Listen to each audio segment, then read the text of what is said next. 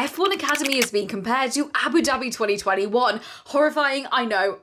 But it has happened, so let me tell you why. It's because of the events that took place at the second race in Singapore. Race 2 started off a lot cleaner than it did in race 1. They went on the runoff area a lot less. But it was this start that created the two main battles of the race. Felbermayr, Lloyd and Chambers were all fighting for P3, but they dropped Felbermayr pretty soon in. But even with just two of them, it was still a really interesting battle to watch, because whilst they were fighting for P3 on track, they were also fighting for P3 in the Drivers' Championship. But at about lap 9, the rain came. Both of them were sliding around quite a bit, but whilst Lloyd decided to stay on track, Chambers went in to change her tyres. Now the important part here is that pit stops don't often happen within F1 Academy, and we saw the impact of this because the pit stop that happened for Chambers and most of the other drivers on track took quite a while. So by Lloyd staying on track, she picked up P3, and that also meant that she is now P3 in the Drivers' Championship. But it's still pretty close between Chambers and Lloyd, so definitely expect a good fight between the two of them in Las Vegas, providing they qualify near each other. Another driver who was previously in contention for P3 in the Drivers' Championship was Pomorsky. Unfortunately, she crashed during Singapore's qualifying session, which meant that she was starting from the back of the grid. And while she was trying really hard in the race, she did make some mistakes. For example, in lap 4, she ended up sliding, and that meant she lost a number of positions. Also, she ended up in the wrong pit box, which F1 Academy decided to show us 3 times. I felt a bit bad for her because I thought no one needs to see that mistake 3 times. But by doing that, and pit stops also taking a while in F1 Academy, it didn't help her race. And someone who also didn't have a great race was Havada. Unfortunately, she DNF'd, which meant that she's now had 5 DNFs this season, and Singapore was a double DNF round. And then that leaves the second battle, the Abu Dhabi battle. Verg was on pole, but Pan got a better start, and she was leading for most of the race.